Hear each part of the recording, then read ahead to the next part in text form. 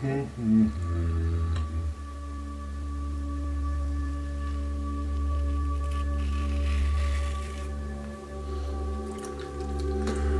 1907 Picasso xa deixara atrás a súa época azul e rosada, caracterizada polas dominantes destas cores na súa pintura.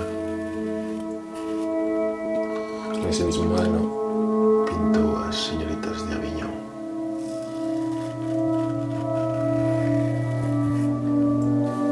Ese protocubismo, precursor do posterior cubismo, caracterízase porque a realidade descompónse en planos. En esos planos,